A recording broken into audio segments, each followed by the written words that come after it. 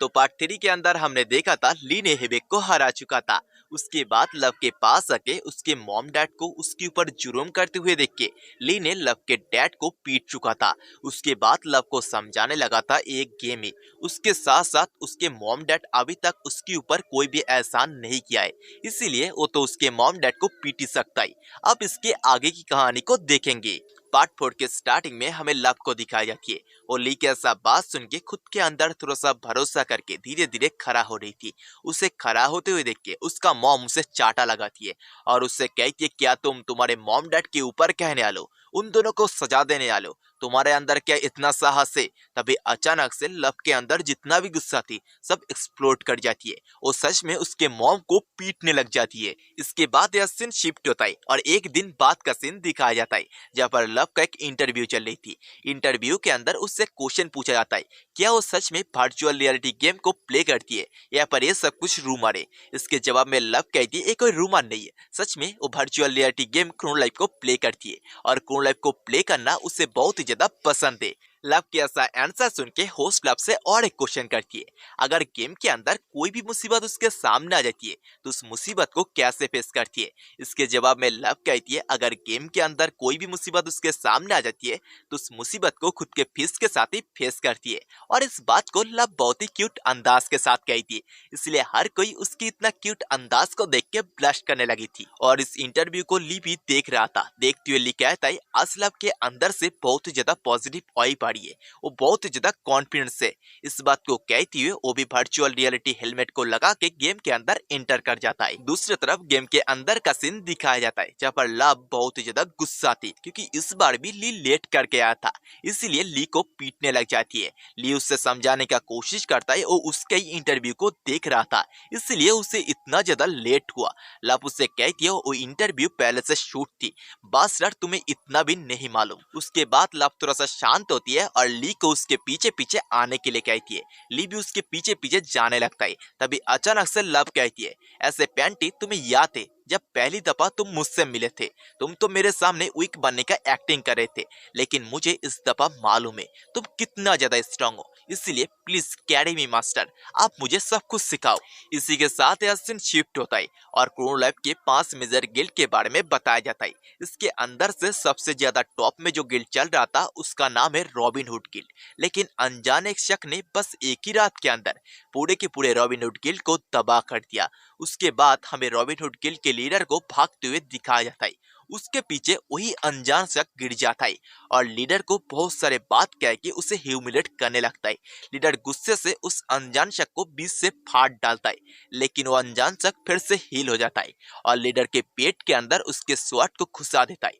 Leader उससे question करता है ऐसे तुम ये सारे के सारे काम क्यों कर रहे हो। इसके जवाब में वो अनजान शख्स कहता है ये सब कुछ मैं बस फन के लिए कर रहा हूँ। इसके बाद यह सीन शिफ्ट होता है और एक कैरेट का सीन दिखाया जाता है। उसके अंदर लव और ली था, वो दोनों एक डंजन की तरफ जा रहे थे, रॉकी माउंटेन डंजन। उसके अंदर हर किस्म का रॉक मॉन्स्टर मिल जाएंगे। यहाँ पर ली एक्सप्लेन करता है असल में वो लोग इस डंजन की तरफ इसीलिए जा रहे क्योंकि कैप्टन लव को लेवल अप की सख्त जरूरत है। उसके बाद ली लव से कहता है ऐसे कैप्टन लव आपके लिए मेरे पास एक गिफ्ट है। इस बात को कहती है उसके पास से एक ट्रांसजेंडर ग्रेड के साइलेंट नकल को निकाल के लव को दे देता है। इस नकल को देख के लव को लिटरली विश्वास तक नहीं हो रही थी, एक ट्रांसजेंडर ग्रेड के वेपन उसके हाथ में, इसलिए वो ली को बहुत शुक्रिया अदा करती है और उनके अंदर ऐसे ही बात चल रही थी। तभी अचानक से कट रुक जाती है और कट के अंदर एक हलचल सी मच जाती है।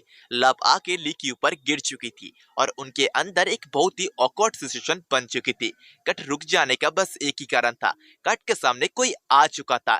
ये असल में रॉबिन हुड गिल्ड के लीडर था जिसका हालत बहुत ही ज्यादा खराब था और वो कट ओनर से उसे मदद करने के लिए कह रहा था। और अगले ही पैनल में लीडर को कट के अंदर बैठा हुआ दिखाया जाता है और ली और लव से शुरुआत से आखिर तक उसके साथ क्या क्या कुछ हुआ इसके बारे में एक्सप्लेन कर रहा था और वो ये भी बताता है जिस पर्सन के साथ उसका फाइट हुआ था वो कोई नॉर्मल यूजर नहीं है, वो किसी भी आइटम को बिल्कुल कार्बन कॉपी जैसा कॉपी कर सकता था। मेरे सामने ही मेरे मार्क्स को कॉपी करके दिखाया था। उसके बारे में मुझे ज्यादा कुछ नहीं मालूम, बस उसके यूजर नेम के बारे में ही मालूम है। उसका यूजर नेम बूटी बॉय है। तभी ली अचानक से लीडर से एक बहुत ही अजीब सा क्वेश्चन करता है, ऐसे तुम हो कौन? ली के ऐसा क्वेश्चन सुन के लव उसे समझाने लगती है। असल में ये पर्सन रॉबिन हुड गिल्ड के लीडर है। इस क्लोन लाइफ के अंदर टॉप 5 मेजर गिल्ड के अंदर एक है। इतना सब के बाद भी ली कहता है, मैं जिस पर्सन के बारे में बिल्कुल भी नहीं जानता हूँ उसका मदद मैं कैसे कर सकता हूँ। ये सब कुछ सुनने के बाद लीडर उसके मुंह से मास्क को उतारती है। और लीडर असल में एक लड़की थी जो बहुत ही ज्यादा पीटी थी। लीडर यहाँ पर कहती है, मेरा नाम हुआंग है, मैं रॉबिन हुड गिल्ड के लीडर हूँ। ऐसे तो ली पहले से ही थरकी था और इतना पीटी लड़की को देख के उसे मदद करने के लिए मान जाता है। लेकिन हुआंग यहाँ पर एक बहुत ही सस्पिशियस बात को करती है, असल में ये मैटर मुझसे भी ज्यादा तुमसे बिलोंग करती है। और इसी के साथ यह सीन शिफ्ट होता है और क्लोन लाइफ के हेडक्वार्टर का सीन दिखाया जाता है, जहाँ पर क्लोन लाइफ के एक हायर अप उसके जितना भी जूनियर था हर किसी को काम से छुट्टी दे के यहाँ से भेज देता है और उन लोगों से कहता है वो आज भी ओवर टाइम करेगा, इसलिए हर कोई बिना कोई सवाल के यहाँ से चला जाता है। वो लोग जाने के बाद वो बंदा एक बहुत ही क्रीपी स्माइल को करता है और उसके पास से गेमिंग कंट्रोल को निकालता है और क्लोन लाइफ के अंदर एंटर कर जाता है। ये पर्सन और कोई नहीं, हुडी बॉय था। और बूटी बॉय को गेम के अंदर दिखाया जाता है, वो आसमान में उड़ रहा था। उड़ते हुए उसके हाथ में एक स्वॉर्ड को समन करता है। ये स्वॉर्ड भी 99 रिफोर्समेंट स्वॉर्ड था। उसके साथ साथ बूटी बॉय के स्टैट को दिखाया जाता है जो ली से भी कहीं गुना बढ़ के था। क्या लगता है बूटी बॉय क्या ली को हरा देगा या पर ली बूटी बॉय को हरा देगा? चलिए एक साथ जानते हैं। दूसरी तरफ लव को दिखाई जाती है। लव उसी ट्रांसजेंडर ग्रेड के वेपन को बहुत ही गौर से देखे जा रही थी और कहती है, मैंने बस ट्रांसजेंडर ग्रेड के वेपन के बारे में सुनी थी लेकिन आज रियली ये मेरा हाथ पे। इस बात को कहती हुई उस वेपन को पहन लेती है, लेकिन लव को पहनने से ही उस वेपन का अपीयरेंस थोड़ा सा चेंज हो जाती है। इस बात से लव अपसेट होकर खुद के हाथ को गुस्से से जिस पत्थर के ऊपर बैठी हुई थी उसके साथ ही पटकती है, लेकिन इतना सा टच में वहाँ पर एक बहुत ही खतरनाक इम्पैक्ट होती है। इस बात से लव बहुत ही ज्यादा हैरान थी। दूसरी तरफ ली को दिखाया जाता है। ली इस अटैक के इम्पैक्ट से नीचे गिर चुका था। तभी उसके पास यूरस आता है और यूरस उसे कहता है, ऐसे ली अब तुम करने क्या लो, क्या तुम हुआंग के बात को मान लोगे? इसके जवाब में ली कहता है, हुआंग ने तो कही थी ये मैटर मुझसे बिलोंग करती है, इसीलिए मुझे इसके बारे में कुछ ना कुछ तो करना ही पड़ेगा। और इसी के साथ फ्लैशबैक का सीन दिखाया जाता है जहाँ पर हुआंग ने कही थी ये जो हुडी बॉय की मैटर है ये मुझसे भी ज्यादा ली से ज्यादा मैटर करती है। इस बात को सुन के ली बहुत ज्यादा हैरान हुआ था और उससे कहता है, ये क्या बुलशिट बातें कर रहे हो? इसके जवाब में हुआंग कहती है, असल में मिस्टर ली मुझे जहाँ तक मालूम है आप भी गेम के अंदर बहुत सारे आइटम को सेल किया करते हो और हुडी बॉय भी बिल्कुल सेम हरकत ही करता है, लेकिन वो बिल्कुल भी नहीं जाएगा गेम के अंदर कोई भी कंपटीशन रहे, इसीलिए वो कैसे भी करके आपको गेम के अंदर से हटाने का कोशिश करेगा, इससे मार्केट के अंदर उसका खुद का ही कंट्रोल रहे। और उसके साथ साथ मिस्टर ली आप एक ऐसे पर्सन हो जो बूटी बॉय को रोक सकता है, इसलिए प्लीज इस मैटर के बारे में सोच के देखना। इस बात को कहती हुई हुआंग यहाँ से चला जाती है। इसी के साथ प्रेजेंट का सीन दिखाया जाता है जहाँ पर ली कहता है, ये मैटर बहुत ज्यादा अनोइंग है लेकिन इसके अलावा मेरे पास कोई भी चॉइस नहीं है। तभी ली हंसने लगता है और हंसते हुए कहता है, मैं एक काम को कर सकता हूँ, हायर रखो ब्लैकमेल। ली किस कदर बात किसी को भी कुछ भी समझ में नहीं आ रहा था। इसके बाद यह सीन शिफ्ट होता है और गेम के बाहर का सीन दिखाया जाता है जहाँ पर ली डायरेक्टर से कॉल करके कहता है, मुझे इमीडिएटली आपसे एक होटल के अंदर मिलना है और उस होटल के लोकेशन के बारे में भी डायरेक्टर को बता देता है और कहता है, अगर आप नहीं आते तो मैं सर्वर को फिर से क्रैश कर दूंगा। इस बात को कहते हुए ली कॉल को कट कर देता है और अपने फोन को बंद तक कर देता है।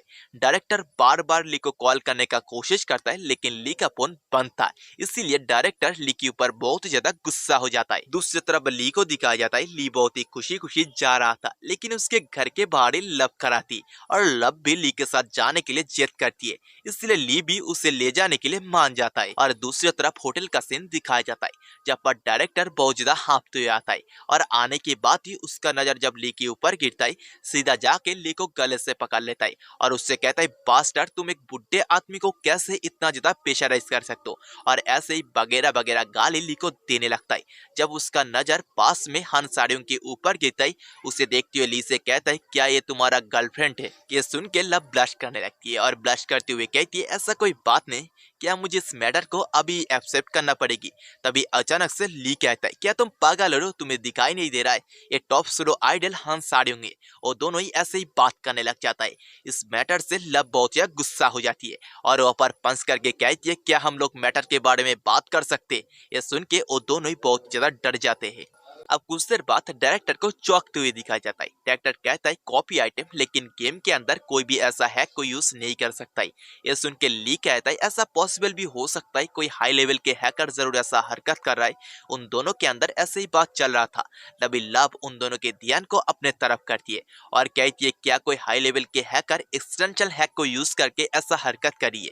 इस बात को सुन के डायरेक्टर थोड़ा सा हैरान होता है और इस बात को टालते हुए कहता है, ये भी पॉसिबल भी नहीं है। और यहाँ से उठ के जाने लगता है।